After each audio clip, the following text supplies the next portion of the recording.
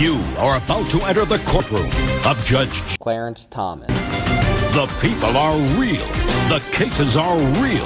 The rulings are final. This is Judge Clarence Thomas. Today, we have Clarence Thomas sitting down with us for an interview. He is the oldest person in the Supreme Court Justice right now.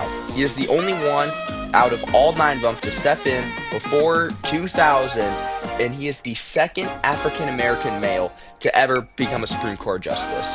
Kim, what kind of questions do you have for Supreme Court Justice Clarence Thomas? How old are you and who are you? My name is Clarence Thomas, and I'm 76 years old. How long have you been serving in the Supreme Court? I've been serving in the Supreme Court for about 33 years now. Which president appointed you to the Supreme Court? George H.W. Bush appointed me to the Supreme Court. What year did you join? I joined the Supreme Court on 1991, and I've been on there for about 33 years, and I'm still going strong. Where did you go to college? Well, originally I wanted to become a Catholic priest, but then I decided that wasn't my alley, so I decided to go to Yale to become a lawyer. Go Bulldogs! When Clarence was only 2 years old, his dad left his older sister and his mom, causing his mom to have to support all of them.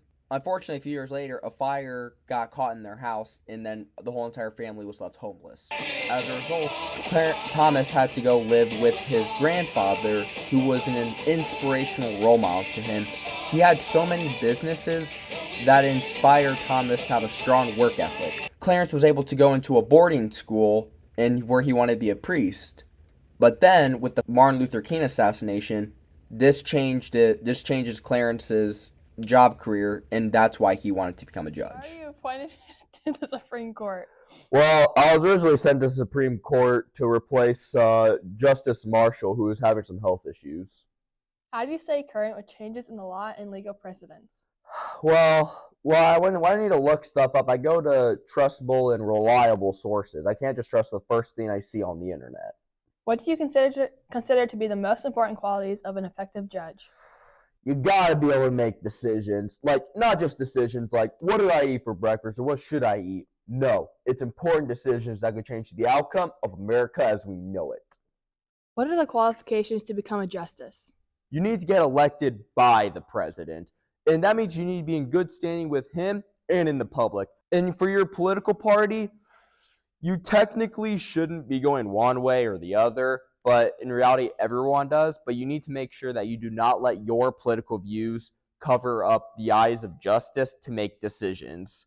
And also, you need years of experience, because if you don't have years of experience, you are not going to be able to handle the press and the stress of everything that's going on in the Supreme Court. How long is the term for a Supreme Court justice? Well, there's no term set limit, so you could do it till you're like 76, which I'm still going to keep going, till you're 90. They're going to make him do this till he's 90. Or until you die, or if you get impeached. If you get impeached, you can't come back. So I heard there was some happenings between you and Anita Hill. What went on there? Cue the interview video. When it came time for him to publicly respond to the allegations, Thomas turned the tables on his interrogators and, for all intents and purposes, ended the debate. This is a circus. It's a national disgrace. It is a high-tech lynching for uppity blacks who in any way deign to think for themselves. And it is a message that unless you kowtow to an old order, you will be lynched, destroyed, caricatured by a committee of the U.S. Senate rather than hung from a tree.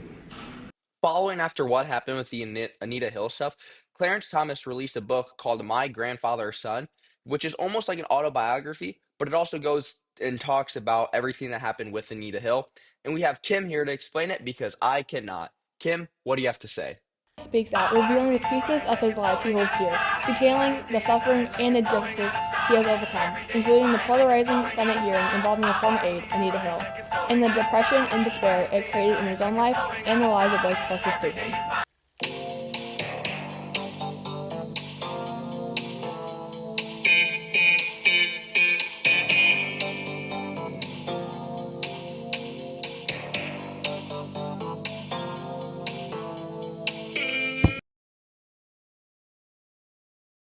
Which president appointed you to the Supreme Court? JFK supported me to the Supreme Court. He actually appointed me, didn't support. He supported me going in there.